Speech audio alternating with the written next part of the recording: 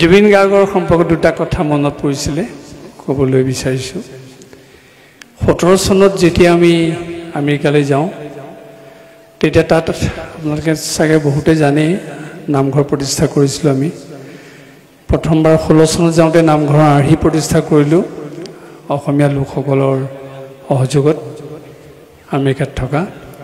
আৰু দ্বিতীয়বাৰ আমি আসনখন লৈ গৈছিলোঁ সেইবাৰ জুবিন গাৰ্গো গৈছিলে দিনৰ কৰ্মখিনি হ'ল আসন আমি তেওঁলোকৰ হাতত অৰ্পণ কৰিলোঁ তাৰপিছত মঞ্চত তেখেতে সেই গীটাৰখন লৈ ব্ৰহ্মা আদি কৰি আজি যিটো আপোনালোকে গাইছিলে সেইটো গালে ঘোষাটো তাৰপিছত তেওঁ ভাল লগা দুই এটা গীত গালে আমি সন্মুখত বহি আছোঁ এইটো পৰিৱেশতে আছোঁ তাৰ মাজতে দুগৰাকী মানে মাত লগালে I love you Zubeen Garg Zubeen গাৰ্গে লগে লগে ক'লে ঐ ক'ত কথা কৈছ অৰ্থাৎ এফালে আমাৰ সত্ৰীয়া পৰিৱেশটো আনফালে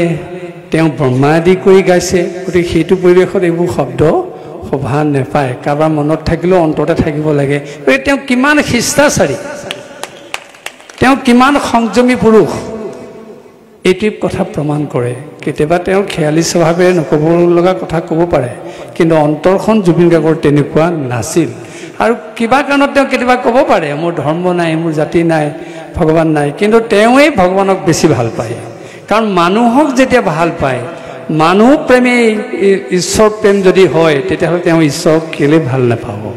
আৰু এবাৰ ডাঙৰ এটা উদাহৰণ দিছোঁ আপোনালোকক আমাৰ ভাওনা সমাৰোহত 20 চনৰ কথা তেওঁলোক কেইবাজনৰ লগত লৈ পেলাই মাজুলী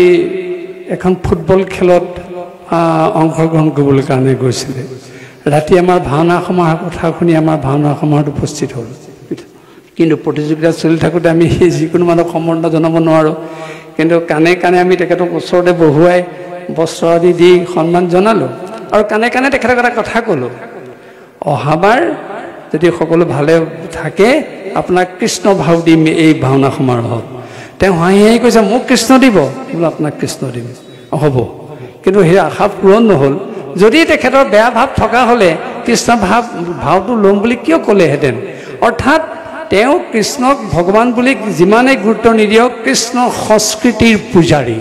সেই পূজাৰী সত্তাটোৰ কথা জুবিন গাৰ্গে হাড়ে হিমজুৱে বুজি পায় আৰু সেইকাৰণে কৃষ্ণক তেওঁ বেয়া পাব নোৱাৰে আৰু বেয়া পোৱা হ'লে ইমান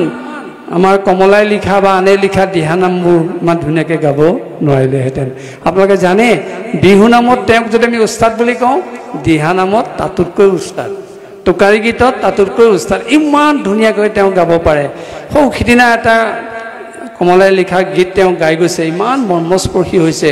কুৰুক্ষেত্ৰ মহাসমৰৰ গীতটো অত্যন্ত সুন্দৰ আপোনালোকে শুনিব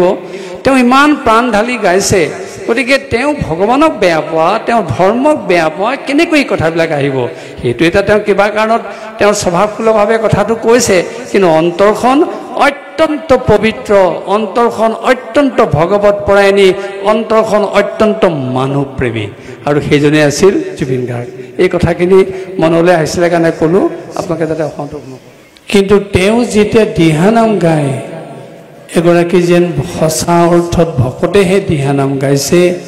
এই কথা মনলৈ আহে আৰু তেওঁ যেতিয়া টোকাৰী গীত গায় সেই বৈৰাগী টোকাৰী গীত গাই থকা ব্যক্তিজনেহে যেন গীত গাইছে তেনে অনুভৱ হয় আমি এই কথাটো এইটো কাৰণে উল্লেখ কৰিছোঁ তেওঁ য'তেই যি ধৰণেই কণ্ঠ প্ৰদান নকৰক কিয়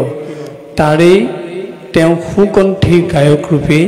পৰিচিত হৈছিল আৰু তেনে এগৰাকী অত্যন্ত খ্যাতিসম্পন্ন শিল্পী আমাৰ মাজৰ পৰা অকালতে হেৰাই যোৱাৰ কাৰণে এই বেদনা কোনেও পাহৰিব পৰা নাই তথাপি আইসকলে আজি এই দিহানাম